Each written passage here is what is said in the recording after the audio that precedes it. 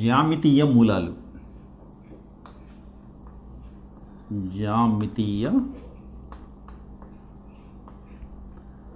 మూలాలు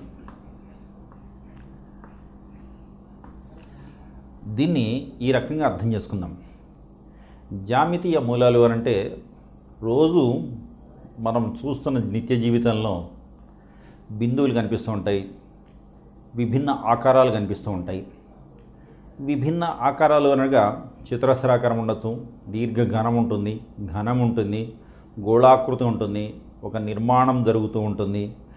విభిన్న ఆకృతులు జరుగుతూ ఉన్నప్పుడు వీటన్నిటికీ మూలం అనేది ఎక్కడ ఉంది, ఈ మూలాలు ఏ రకంగా ఉద్దేశింపబడ్డవి, ఈ మూలాలకు ఉండేటువంటి ఆంతర్యం ఏమిటి తెలుసుకోవడమే జ్యామితీయ మూలాల యొక్క ముఖ్య ఉద్దేశం. జ్యామితీయ మూలాల్లో దీన్ని ముఖ్యంగా కనుక్కున్న వ్యక్తి యూక్లిడ్ అనే వ్యక్తి. యూక్లిడ్ అనే వ్యక్తి కనుక్కున్నప్పుడు దీన్ని యూక్లిడ్ యొక్క స్వీకృతాలు అని అంటూ ఉంటారు. ఉదాహరణకి ఒక బిందువు ఏదైనా తీసుకున్నామనుకోండి, దీనికి దిశానిర్దేశం ఏమీ లేదు, అది ఏ రకంగా ఉండొచ్చు, ఏ దిశలోనైనా పరిభ్రమించవచ్చు. ఇలా అయినా వెళ్ళొచ్చు, లేదా ఇలా అయినా వెళ్ళొచ్చు, లేదా ఇలా అయినా వెళ్ళొచ్చు. దీనికి ఒక నిర్దేశితమైనటువంటి పరిమాణం కానీ దిశ కానీ ఏమీ లేదు. ఇదే ఒక రేఖని కనుక తీసుకున్నట్టయితే దీంట్లో ఇక్కడ మనము ఏది నిర్దేశించలేదు, ఎక్కడ మొదలైంది ఎక్కడ అంతమైందని. ఎక్కడైనా మొదలవచ్చు, ఎక్కడైనా అంతవచ్చు. కానీ ఇది ఇంకొక సమతలానికి అనగా ఈ బోర్డు అనేటువంటి ఒక సమతలానికి సమాంతరంగా ఉందా లేదా అనేటువంటిది కూడా చూడటం జరుగుతూ ఉంటుంది. ఇదే మాదిరిగా ఒక రేఖని కనుక తీసుకొని దీంట్లో ఈ విధంగా రెండు బాణం గుర్తులను కనుక పెడితే ఏబి అనేటువంటి రెండు బిందువులు తీసుకున్నట్టయితే ఏతో మొదలవుతోంది, బితో అంతమవుతోంది. అనగా దీనికి నిర్దేశితమైనటువంటి పొడవు ఉంది, కానీ వెడల్పు అనేటువంటిది ఏమాత్రము లేదు. అంటే వెడల్పు అనేటువంటిది లెక్కలోకి తీసుకోలేనంత వెడల్పు మాత్రమే ఉంటుంది. కాబట్టి దీన్ని రేఖ యొక్క అంశము అని అంటూ ఉంటాం, దీన్ని రేఖాంశము అని కూడా అని అంటూ ఉంటాం. ఇదే మాదిరిగా మనం ఇంకొక చిన్న ఉదాహరణ కనుక తీసుకున్నట్టయితే, ఉదాహరణకి ఈ రకంగా 4 భుజాలు తీసుకుని ఈ 4 భుజాలని కనుక సమానంగా ఉన్నట్టయితే దీనికి ఏబిసిడి అనే పేర్లు పెట్టినట్టయితే మనం దీంట్లో ఏ నుంచి బికి, బి నుంచి సికి, సి నుంచి డికి, డి నుంచి ఏకి 4 వైపులా 4 భుజాలు సమానంగా ఉన్నట్టయితే దీన్ని ఏమంటామంటే చతురస్రము అన్నాము.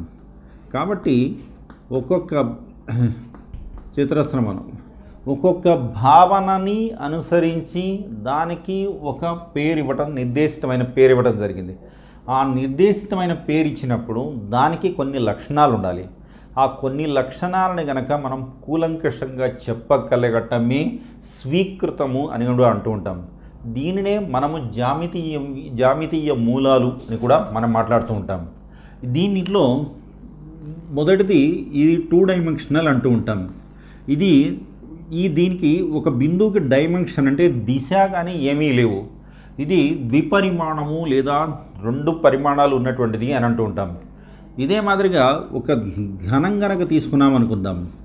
ఇట్లా ఒక ఘనం గనక తీసుకున్నట్టయితే ఏబిసిడి అనే ఒక చతురస్రం తీసుకొని దీనికి ఈ విధంగా ఒక డబ్బాని కనుక మనం గీయగలిగినట్టయితే దీంట్లో 3 రకాల విషయాలు ఉన్నాయి. మనకి పొడవు ఉంది, ఒక వెడల్పు ఉంది, ఒక ఎత్తు ఉంది. పొడవు, వెడల్పు, ఎత్తు గనక ఉన్నట్టయితే దీంట్లో 3 దిశలు ఉన్నాయి. మొదటిది భూరేఖకి సమాంతరంగా ఉంది, రెండోది కొంత వెడల్పు ఉంది, మూడోది ఎత్తు ఉంది. కాబట్టి దీన్ని ఏమంటామంటే మనము ఘనము అన్నాం లేదా ఘనము అన్నాం. ఘనము అనగా దీంట్లో మొత్తం 6 భుజాలు ఉంటాయి, మొత్తం 6 సమతలాలు ఉంటాయి. కాబట్టి ఇది ఒక రకమైన జ్యామితీయ భావన. ఇదే విధంగా మనం కొన్ని విషయాలు కనుక గమనించినట్టయితే, ఒక బిందువుని తీసుకున్నట్టయితే ఈ బిందువు ద్వారా ఎన్ని రేఖలు వెళ్తూ ఉంటాయి అనేది కనుక గమనించినట్టయితే ఈ బిందువు ద్వారా మనం ఏ రకంగానైనా ఏదో రకంగా రేఖని గీస్తూ ఉండొచ్చు, అంటే అనంత రేఖని గీయడానికి అవకాశం ఉంది. ఇది ఒక రకమైన స్వీకృతం. ఈ జామితీయ భావనను అనుసరించి మనం గనక తీసుకున్నట్టయితే ఒక చతురస్రం కానీ దీర్ఘచతురస్రం కానీ తీసుకున్నట్టయితే ఆ ఒకవేళ ఒక దీర్ఘచతురస్రాన్ని కనుక తీసుకున్నట్టయితే ఎదురెదురు భుజాలు సమానమని అంటూ ఉంటాం. ప్రతి ఒక్క ఈ ఎదురెదురు భుజాలు కూడా సమానమని ఖచ్చితంగా చెప్పడం జరుగుతూ ఉంటుంది. దీంట్లో ప్రతి ఒక్క భుజంలో దగ్గర చేయబడే కోణము 90 డిగ్రీలు అయి ఉండాలి. ఈ విధంగా ఎనీహౌ ఈ కోణాలు వీటి గురించి మనం వచ్చే చాప్టర్లో చదువుతాం. 90 డిగ్రీలు ఉంటూ ఒకవేళ దీర్ఘచతురస్రం కనుక 90 డిగ్రీలు ఉన్నట్టయితే ఈ రెండింటి యొక్క దీనికి కర్ణాలు కూడా ఉన్నట్టయితే దీన్ని ఏమంటామంటే దీర్ఘచతురస్రం అన్నాం. అనగా దీంట్లో 2 ప్రతిపాదనలు వచ్చినాయి. భుజాలు 2 ఎదురెదురు భుజాలు సమానంగా ఉండాలన్నాం. దీని తర్వాత ఆ చిన్నగా ఉండే భుజాలు కూడా సమానంగా ఉండాలి అని చెప్పాం కాబట్టి దీన్ని దీర్ఘచతురస్రం అన్నాం. ఇదే మాదిరిగా ఒకవేళ ఒకే చతురస్రంలో గనక మొత్తం 4 భుజాలు గనక సమానంగా ఉన్నట్టయితే ఈ 4 భుజాలు సమానంగా ఉన్న పటాన్ని మనం చతురస్రం అన్నాం. కాబట్టి ఒక్కొక్క భావనని మనము ఒక్కొక్క జామితీయ రూపంలో వ్యక్తపరిచే దాన్ని బట్టి ఆధారపడి ఉంటుంది. ఇది జామితీయంకి మూల బిందువు, రేఖాంశము, చతురస్రము. దీన్ని 2 డైమెన్షనల్ అన్నాం, దీన్ని యూనిడైమెన్షనల్ అన్నాం, అంటే ఒకే దిశలో ఉన్నటువంటిది. దీనికి దిశానిర్దేశం ఏమాత్రం లేదు, ఘనముంది, దీర్ఘచతురస్రం కూడా ఉండడం జరిగింది. ఇదే రకంగా మనం గనక ఆలోచించినట్టయితే ఇప్పుడు బీజగణిత ప్రక్రియలో గనక ఆలోచించినట్టయితే ఒక సంఖ్య రెండో సంఖ్యకి సమానము అన్నాం అనుకుందాం. a = b అనే సంఖ్య a = b అయిందన్నాం. ఉదాహరణకి 2 = 2 అన్నాం. ఈ 2 = 2 అనే ఒక భావనని మనం దీనికి ఇరువైపులా ఒక స్థిర పదాన్ని కలిపామనుకుందాం. a + 1 = b + 1 అవుతుంది. అదే మాదిరిగా 2 + 1 = 2 + 1 అవుతుంది. కనుక దీంట్లో ఈ భావనలో ఈ 2 సమానమైనటువంటి భావనలో మార్పు రాదు. అనగా ఒక సంఖ్యకి 2 సంఖ్యలు సమానమైనప్పుడు ఆ 2 సంఖ్యలకి సమానమైనటువంటి సంఖ్యని ఇరువైపులా కూడినప్పుడు ఈ 2 సంఖ్యలు సమానంగానే ఉంటాయని ప్రతిపాదన.